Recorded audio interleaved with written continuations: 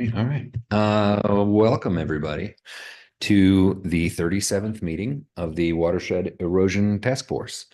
Um, we're going to be streaming in the room here and obviously on Zoom. So if you are asking a question or have anything, just remember to hit your mic and then the red light will turn on and you can hit it to turn it off so that people don't hear you breathing or muttering to yourself or whatever it is we're doing up here.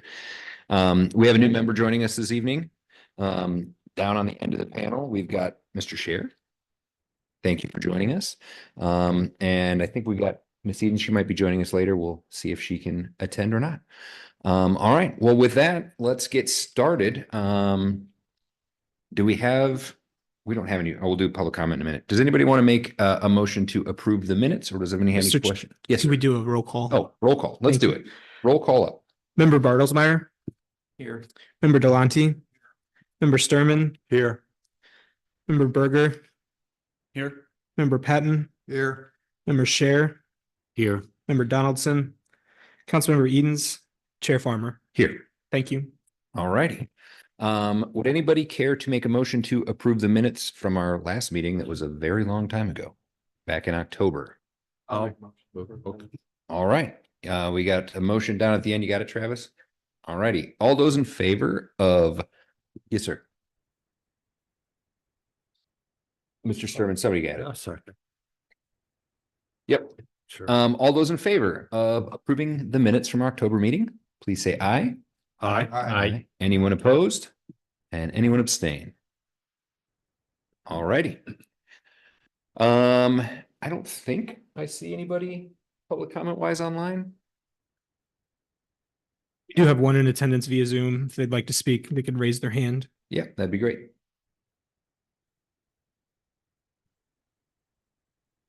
All right. Moving on. Let's see. Who's it going to tell us about our review of responses for our RFQ? Well, Mr. Chair, with your permission, I'll start, and I think this is going to be a bit of a tag team between Mr. Ron, Mr. Newberry, and I. First and foremost, the departments would like to welcome Mr. Scher.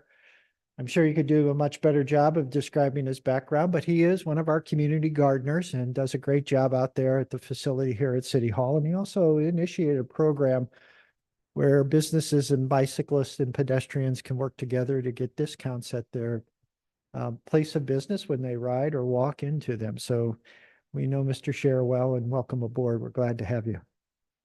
Thank you. And secondly, it's good to see you all.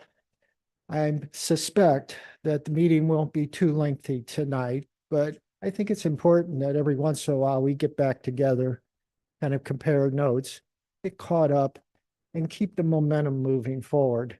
From that perspective, the lull we've had now since the end of October till now, don't anticipate that here after about a month or two, because we're going to have a great deal of information starting flowing back to the task force in terms of the stormwater management master plan, selections or recommendations regarding engineering firms for our two projects that are authorized by City Council for design and engineering. Todd Wagner of Wagner and Associates will have by the end of April the studies completed along with modeling for detention retention basin effort. And so there's just a lot of things in percolating, and we're doing our best as Public Works and Planning to get the information completed in a form that's appropriate and accurate and get it to you. So again, it's good to see you all, and thanks for taking the time tonight. So the first item on tonight's agenda relates to the request for qualifications that was prepared by the Department of Public Works and the Department of Planning. And as the task force members may recall, this was something that initiated out of all of you in the discussions we had, more so than anything about funding. It seemed that what we were discovering through the efforts of Mr. Sturman and others is that one of the consistent questions we were hearing is, do you have a master plan for stormwater management? We were able to tell them we have a whole lot of things that we use to achieve what we believe are the same goals, but we don't have that specific plan. And so the direction from the task force was maybe that's something we need to do to get that key to unlock that door and find that funding either at the federal, state, or other level. So direction from the task force to team members at the city, and then the development of the draft. And as you'll recall, we provided you the draft of that request for qualifications to ensure that it met with your satisfaction. And that if there was anything missing that was obviously necessary or we just, blanked out, then we caught it. Ultimately, the request for qualifications was released in early December of last year, and the deadline for submittals was the end of January, January 31st, in fact. As the memorandum describes, we had 5 responses, and all 5 of the responses are well-qualified engineering firms in the St. Louis region. And as you can see from the summaries, some of them are even obviously in other states across the United States as well. Tonight, Mr. Ron and I would like to present to you the process we'd like to use to get the firms to you. So as you can meet them face to face or Zoom to Zoom, and then review their responses to the request for qualifications, and then provide recommendations. Again, as we've always done, as Mr. Farmer mentioned in our 37 meetings, we've always depended on you give us direction. Once we give you the information we think is essential to make those decisions.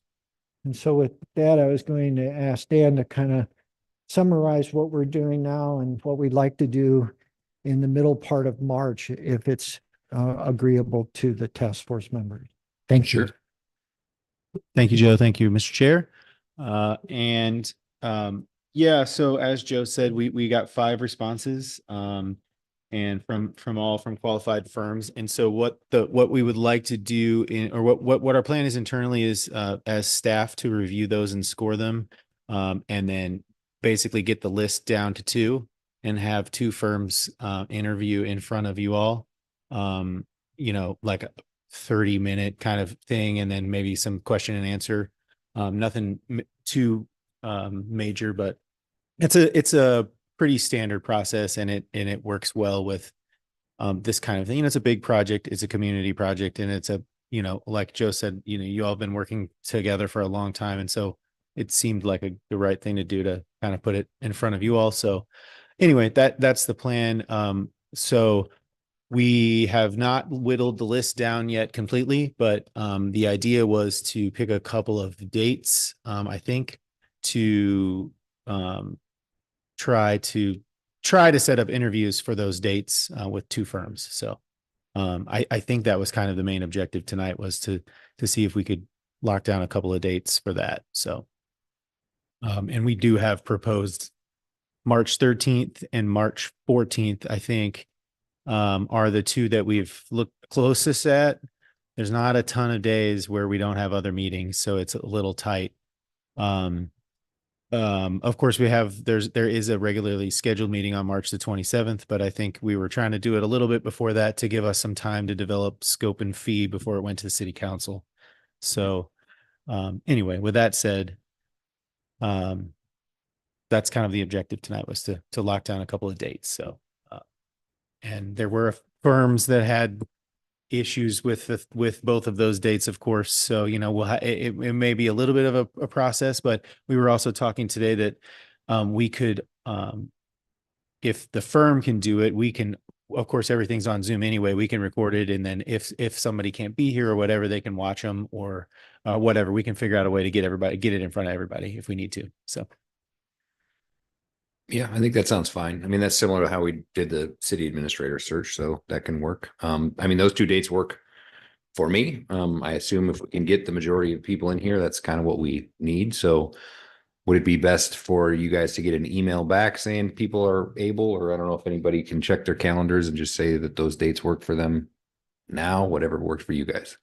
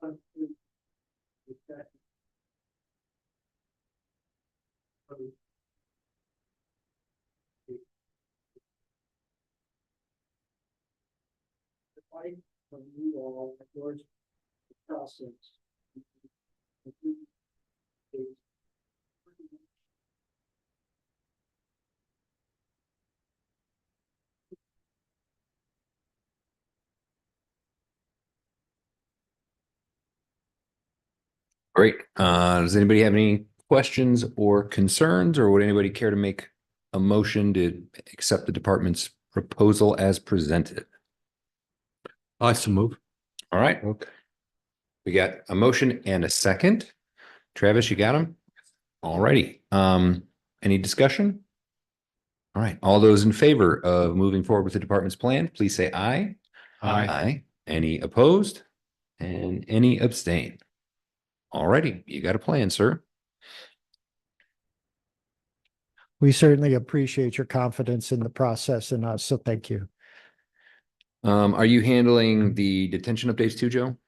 Unfortunately, you're probably gonna have to listen to me more so than you want tonight, All but right. I'll try to keep it as brief as possible, which is difficult at times. The next item on the agenda relates to our analysis of those 7 basins, whether they be detention or retention types. As you know, we engaged 2 consultants, Joe Wilson with Wilson Hydro and Todd Wagner with Wagner and Associates. A subcontract was let as well at the urging of Mr. Wagner to Dorian Engineering, which has a survey arm. And the surveyors were charged with going out to the 7 basins, identifying both their size, their shape, elevations, and they actually even went out on a boat and did some depth measurements, which is a key to one of the things we kept getting asked by all of the subdivision trustees. Are you going to do something with the silt that has flowed into the basins and affected their volumes and for the most part, their effectiveness? So Mr. Wagner, in discussions yesterday, has completed 1 model. It was the test model, and he ultimately chose the largest of the water features, and that's in West Glen Farms. And he has been testing it and using, I believe, Mr. Wilson as his peer review so as to ensure that it works and it's on solid, let's say, mathematical ground. His intent is to have all 7 basins modeling complete with the reports to us in late April. So about 2 months from now. Obviously, one of the things that has slowed this down, and it was something I didn't anticipate, the surveyor was given instructions first and foremost by Public Works and Planning to work closely with Mr. Wagner and again, just address what he needs. Guess when they got out there, they didn't necessarily get the number of points around the perimeter or the top of the berm forms the levee. And those are critical because, again, the fear is if we do make alterations and we get one of those barn burning storms, so to speak, we'll top the berm and we'll flood the properties. And if there's a low sill, a basement, a walkout, something like that, then we've created a really, really big problem. So the surveyor is going to have to go back out and take some additional shots. And that's why instead of hopefully having it at the end of March, looks like we're going to be the end of April. That's what I'm saying. Our lull's going to end here pretty quickly, I think, just based upon our work program. So if there's any questions, I'll do my best to answer them, as well as Mr. Ron and Mr. Newberry. But I wish I had more to give you tonight, but we will in the matter of just 6 to 8 weeks. All right. Any questions on the basins? Yes, sir. Sorry, I have one that you're talking about just one that they missed on, or all of them? It appears that there was at least 4 of the remaining 6 that Mr. Wagner wants them to return to. 2 of them are in Copper Lakes, and those are the ones that we spent a great deal of time talking to the trustees of that particular home, that subdivision, that homeowners association, and they have a flooding problem. Their basins have been topped previously. And so it was a disappointment to know that that's the 2 we probably needed to do that have the most urgent work are the 2 that we have to go back out. So not all of them, but a majority. He's just do the one model, West Glen, correct? He felt confident that the information he received from the surveyor was all he needed and accurate. And so that's what he did. He plugged it into the model and then began that testing. And at the end, he's had it reviewed. He feels very comfortable that what he's put together will suffice and give us good answers to the questions. So first off, they're going to, probably should know the answer to my question, but first they start off with surveying the perimeter, existing perimeter in depth. And then they go to what is called modeling. And what does a modeling include? Mr. Ron, Drawings or? models. Well, generally it's a function of rainfall, intensity, duration, and frequency. And so they plug in different rainfall models into the basins and kind of and route the water through them. Using all the survey data, we know all the volumes and everything. And so they effectively just push that water through a computer model of the system and see what happens and see if the pipes get full or if anything overtops and then they have control over all of 1 million variables of friction and all kinds of things like that to simulate the real world environment. Yeah, pretty much hydraulics and hydrology, right? Yeah. Mixed together right there. So, yes, sir. So Joe, I have a basic question, being new. So the purpose of this is to determine the effectiveness of these stormwater basins and what actions might, if necessary, be taken to improve their performance. Mr. Chair, it's a very good question. We already know they're underperformers. They were built, generally speaking, late 70s through the 1980s and the early 1990s. At that time, the Metropolitan St. Louis Sewer District standards for their construction were not very good. They treated, as I recall, just like one storm event for a certain amount of time, and that was about it. Whereas now there's a 3-pronged approach to basin design, and the standards are much, much better. So the idea is we know these are under functioning and not even addressing the rainfall events that they were designed. The idea was, why don't we go back in, improve them to today's standard so that they are effective holders of water, and then keep more water upstream. So as we're not discharging it unchecked downstream is where we're having all of our erosion problems. All right. Anything else? No, sir. All right. I had a conversation with the homeowners association in Winding Trails. I guess it was last week, whenever we had our last meeting, and we talked a little bit about it. And they and the folks in West Glen Farms are very eager to see what this proposal might look like. So I'm excited to see it. All right. Updates on some projects. We got some things hopefully happening here. Well, first and foremost, at our next meeting, which I've said here is scheduled for April, we'll have recommendations for engineering firms to begin or let me rephrase that, an engineering firm or engineering firms to initiate the design, engineering, and bid specifications for the 2 projects. The 2 projects, again, are Evergreen Forest Court and the Highlands at Wild Horse. As was mentioned at our last meeting in October, one of our state representatives, Representative Sparks, actually met with Miss Edens, Mr. Ron, and I believe Travis, you were along. And we actually walked these locations so he could see them firsthand. The reason being is we are going back to the state legislature this year through our legislative consultant to see if we can get that funding that we had so temptingly close and was snatched from us in the 11th hour, so to speak. But again, the Representative Sparks has been an advocate since that visit. I've had an opportunity to see him one other time. So I think all the signs are pointing to a positive outcome. And we are continuing to provide our legislative consultant information about these two locations and the system itself here in Wildwood. And they keep asking for more, which I see as a positive because they're learning more as we give more. So April, we'll have recommendations for you from engineers or engineer for these two projects along with qualifications.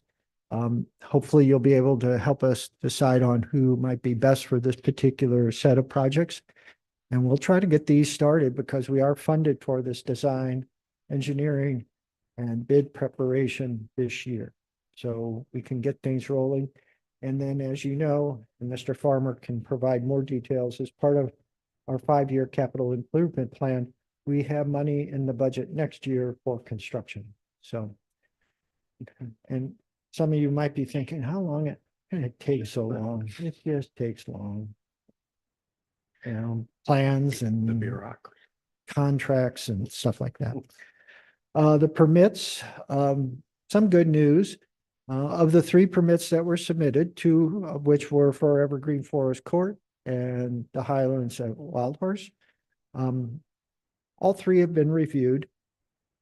As is referenced in the memo, Evergreen Forest Court will not require a core permit. The Triple Meander on Cox Creek by Anniversary Park will not require a core permit, which is baffling. They think the one at the Highlands at Wild Horse will, but the Corps, like a lot of federal estate agencies, are struggling with a recent Supreme Court ruling regarding wetlands and the determination of navigable waters and et cetera. So they're still working on that one. But again, they're thinking that particular project will need a permit, while the other 2 will not. So if you're kind of looking at it from the perspective of we've dumped a bunch of sand at the top of the funnel, it looks like Evergreen Forest Court is kind of working its way down because we don't need a core permit. It's been funded and we're ready to get the engineer. So I think we'll at least have one project we can get started with, hopefully here pretty quick. And then finally, the USGS effort, we're nearing the conclusion. We actually passed the 2-year mark at the end of 2023. And as the task force members recall, we got an extra 3 months from the USGS because they wanted to do some additional analysis and research with the data they had collected over that period of time during their field investigations.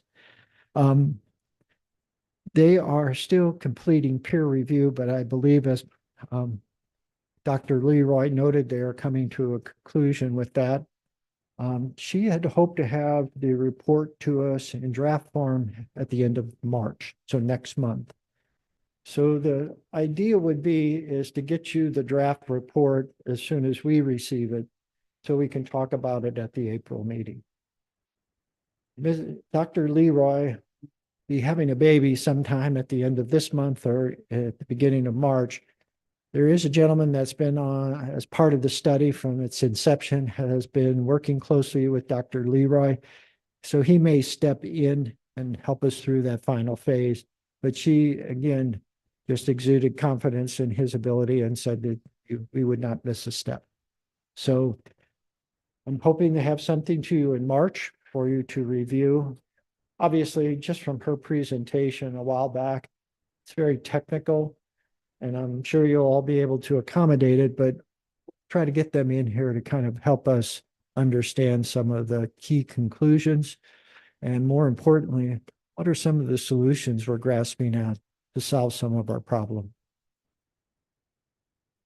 I have two questions on USGS. One is the USGS a mandatory part of this project process? First question. I wouldn't say mandatory, but Mr. Ron knows a gentleman that works for the USGS. They collaborate on what we call the Merrimack River. Would you like to Oh, call, yeah, is it the Lower Merrimack River Watershed? something like that? Yeah. Anyway, yeah. So the direct answer to your question is that they don't have to be involved, but we were able to, I guess, work a deal. I mean, they offered to us to do a lot of data collection, and essentially we split the cost. And so they took on a pretty significant cost because they wanted access to the data as well. So really it was just kind of more of a collaborative effort. The reason why they got involved. Question to review. Could you explain to me, please, why and what's involved in peer review? What's going on? What they do there and why? You're talking about the peer review for the Yes. They said they were set out for having peer review. Oh, yeah, you mean they sent their own? Yeah, yes. So they peer review their own work essentially just to make sure that they have that they're accurate and their data is correct. Their USGS is extremely their accuracy is their number one priority. So But the way it's been explained to me, Mr. Delante, is a lot of different scientists, some with a great deal of knowledge, some just reading it from the perspective of a potential user, let's say, or they submit the report to them and ask them, what do you think? Are there any omissions, errors? Is there something that we've concluded that you don't conclude?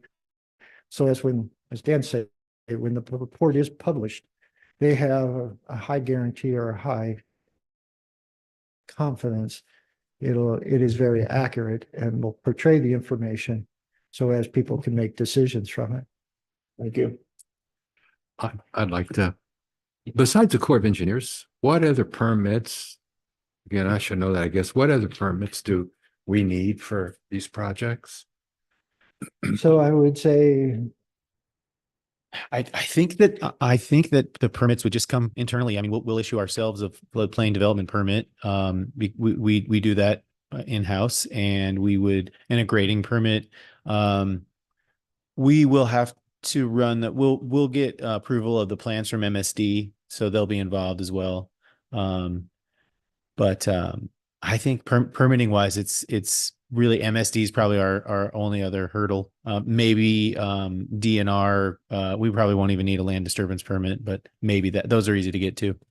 So you don't think from DNR or the MSD will require? I think they'll have to review the plans. MSD will have to, Okay. we'll have to get approval from MSD, but I don't anticipate. I mean, I think I don't anticipate a problem with that. So just the three would be involved, the MSD, DNR, and the city then?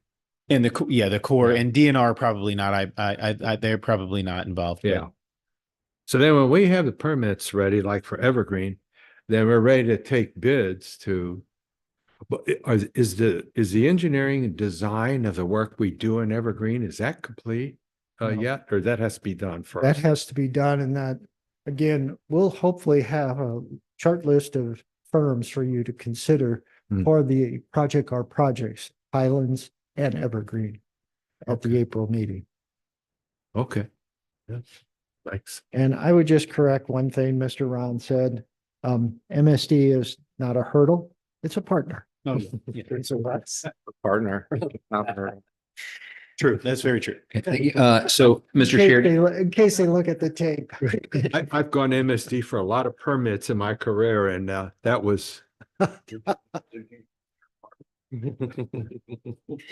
So, Mr. Chair, just to kind of get you up to speed a little bit, as I know you're new here with us. So, we have a long-running study with the USGS, which they came to us, which is an important component of what we're doing because we have a sort of unique opportunity, I guess I'll call it, where we have a mixture of private and public land and issues that are going on. So in the case of our Evergreen Forest project, Mr. Berger's home literally is like the back of that project. And there's a large, I would call it drainage pipe that collects all of the various neighborhoods' water and more or less shoots it directly into the side of his backyard, which has created a pretty substantial erosion problem.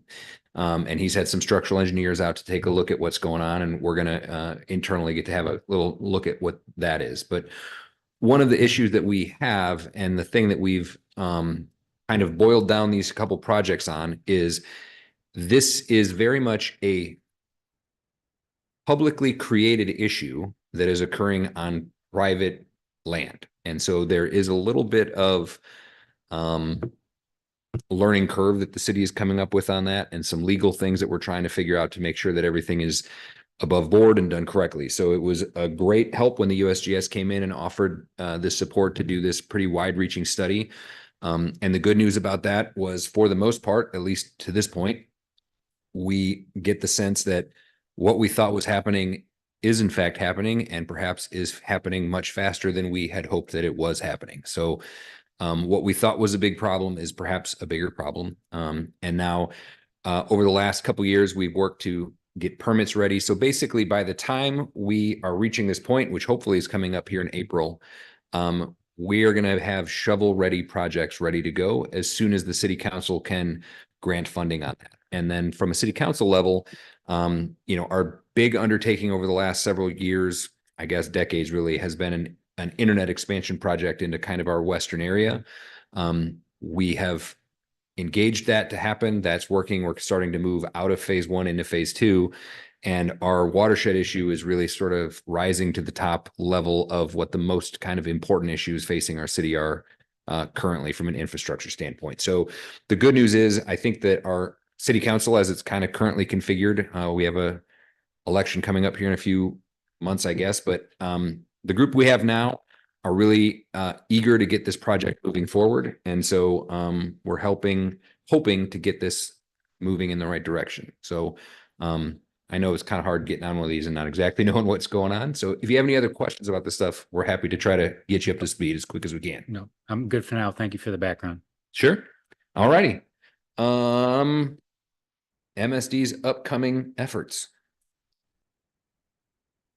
Speaking of our partner, this has really just, it's an item for information, and just so as you know, as your staff to the task force, we are keeping an eye on all funding mechanisms as best we can. Probably not as good as Mr. Sturman, but we're doing the best we can. MSD is going to be going out shortly for a rate increase, and the rate increase actually will cover stormwater as well. But they've done something a little different in this particular instance, and they're modeling this proposal after Great Rivers Greenway. Great Rivers Greenway collects sales tax in 3 counties, the city of St. Louis County, and St. Charles County. A lot of that money goes to Great Rivers Greenway. Some goes to the counties, but there is always a good deal of funding that is then dispersed to the municipalities for projects that are based upon competitive applications and awards. MSD is now looking at doing the same thing, that out of that collection, they will be offering 30% of the proceeds or the collections to municipalities. I'm sure it'll be a competitive process and there'll be applications required. But the city of Wildwood, whether it be through Missouri Department of Transportation, Great Rivers Greenway, the St. Louis County Municipal Park Grant Commission, all the others, we've been very successful with grant applications. And we wouldn't expect to be any less successful here. So it's not an advocating, the city is not advocating any vote. All the department is doing is just letting you know there's a potential out there for a new revenue source. we'll see what happens. Joe, I have a question, or Dan, this might be for you. I'm not really sure, but so this vote is coming up, and we've talked about in a different side of things, a sewer lateral program in the city, and the consensus we came up with was because that had to go to a citywide vote, but didn't cover everyone in the city because many of our residents are on septic systems and things like that. It gets a little weird. So from what MSD has told us, they have two kind of directives. One is to manage the wastewater, and the other is to manage the stormwater, but only one of those objectives is funded currently, and that is the wastewater problem. Sure. So if this vote, when this vote takes place, do our residents, I mean, my assumption is because everybody's water flows in a certain direction, the residents that are not currently on a sewer system, so to speak, that have stormwater systems and things like that, they are still going to be participating in this, and there would be some level of benefit for them because everybody has erosion problems. Is that fair to say? Well, Mr. Brown, who just popped up on the screen, actually went to the kind of, I want to say, presentation. So if you don't mind, Mr. Chair. Sure. Rick, have at it. Thank you, Joe.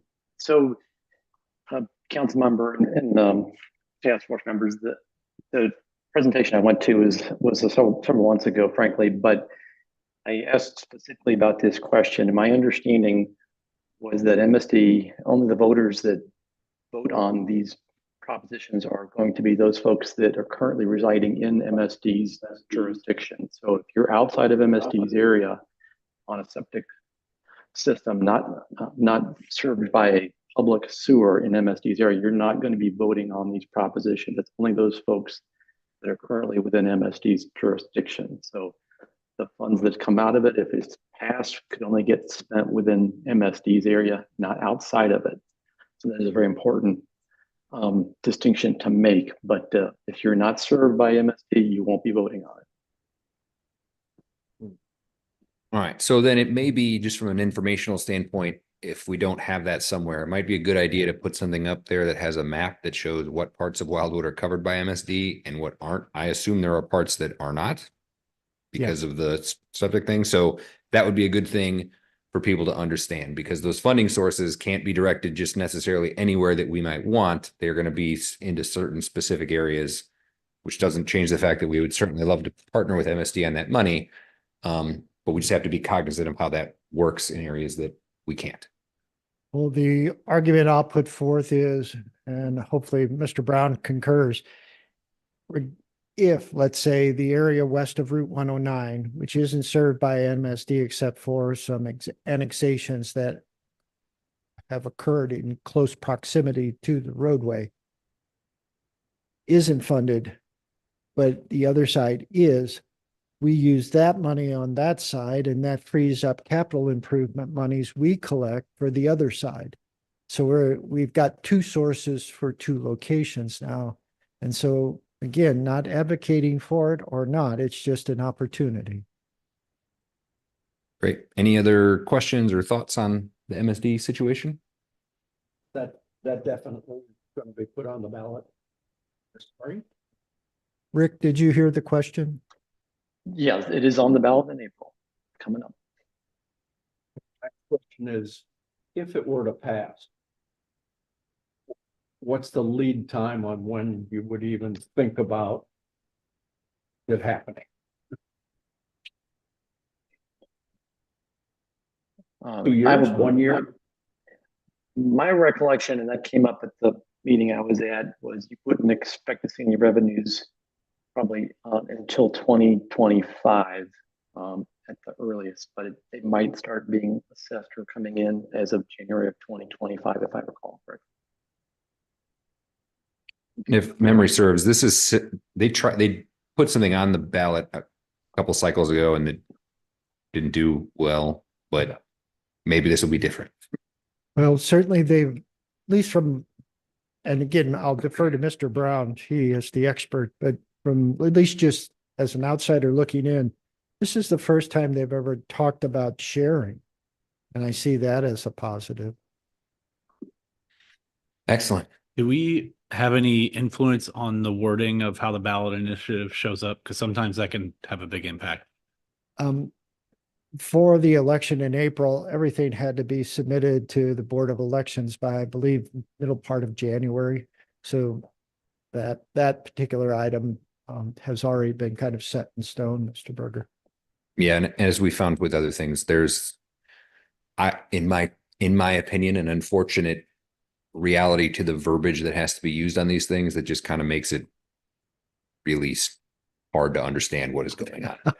So community outreach, I guess, is where it's at. All right. Any updates on the work program? For the most part, I think between Mr. Brown, Mr. Ron, Mr. Newberry, and I, we've gone through the matrix fairly thoroughly, at least in terms of the items that have been identified as new since our October meeting. But if there are any questions, we'd be glad to answer them at this time. I only have one little thing, and I vaguely remember us discussing this before, but I may have imagined it in a fever dream of some kind. I think we talked about putting up some type of signage at the sites where we're going to be doing this work. So much like, we want to try to get these things shovel ready. I would like to, and I don't know that it's really necessary for the task force, although we can certainly have this conversation. I'd really like to have a good plan as to when we can put those signs up, what they're going to look like, and how long they can stay based on our, city rules with signage and things like that. But I think it's an important component to be able to quickly let somebody driving by, hit a QR code or whatever it is to see what's going on. Because this is something that is taking a long time to get some traction, but there is traction that is happening. So I would really love for people to be able to identify where we're doing work and what we're doing and how we got to that point. So if we can do that, I would really love it. And the department will get with Public Works and we'll see what we can do. The logical place may be just at the edge of public right of way by the drainage area itself. So we're not identifying a particular property in the event that we don't want to kind of, somebody come by, Google with their little man, and the next thing you know, it's like this house has an erosion problem, and Right. we don't want to do that. But we'll figure something out and we'll get it back to you as quickly as we can. And it may be, you guys can certainly handle this. I'm sure it may be worthwhile reaching out to your counterparts in U City, because I did a project for FEMA that dealt with their flooding problem. They had sort of a educational campaign that they put together. They were having some substantial flooding issues in certain parts. And so they went out and were putting basically high watermark signage on fences and road signs and things like that. This dealt with the River de Pear. And so now it's been on the news a bunch. They've finally started going in and clearing out all of the stuff that everyone was assured wasn't a problem. But then surprisingly, when you take 80% of a pipe up with garbage, it doesn't work as well. So we certainly don't have that kind of issue right now where we're having, massive flooding problems, but we do have some pretty serious things. The triple meander is an expensive project that will be pretty time consuming and is very easily seen from the road. So something like that where we can really start educating what's going on would be awesome. We'll do the requested research and we'll get something back to you. And then we'll kind of work through different, we'll get you a draft and then we can kind of work from there and make modifications to the point where you're all satisfied with the product. Great. Anything else? All right. Mr. Chair, just one summary comment. Yes, sir. So again, sometime before the end of this week, you will receive from the city an email basically just restating that we are planning on setting up the interviews for the 13th and 14th of next month, March. We'll identify if both are on the same night or on separate nights and the time frames associated with them. And then that way, if you can get them in your calendar, great, but we'll get them to you so you know what your schedule might be once we confirm with the top two respondents. And so that'll be the first thing you see, and then keep an eye out for the report from the USGS. That'll be about hopefully a couple weeks later at the end of March. All righty. Question?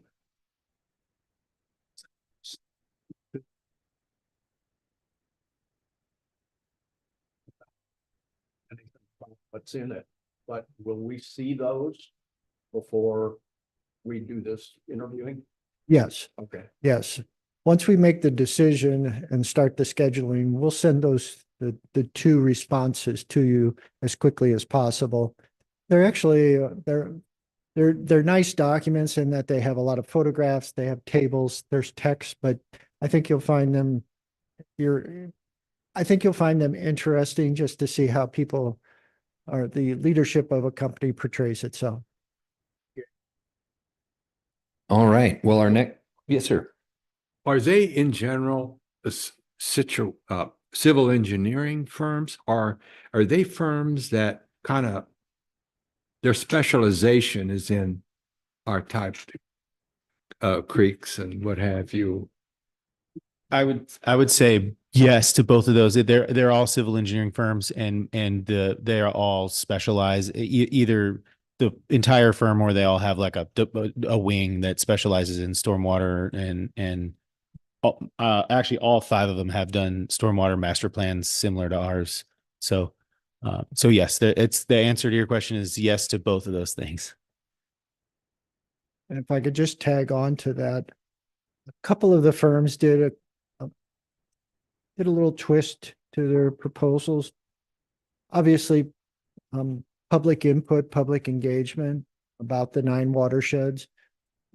At least one brought in an outside consultant that specializes in that.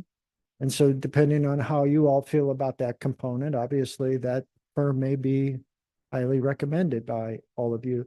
Another brought in an outside consultant that specializes in EPA plans and the 9 that are required. And so I saw that as, like I say, just a little bit of a twist, but certainly something that caught, I think, all of our eyes. Thank you.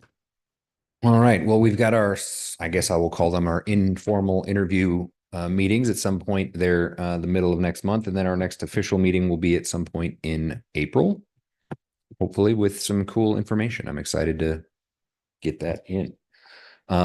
Anybody have anything else they want to add or ask? If not, a motion to adjourn would be appropriate. Anybody? So moved. All right, Mr. Sturman, motion. We got a second.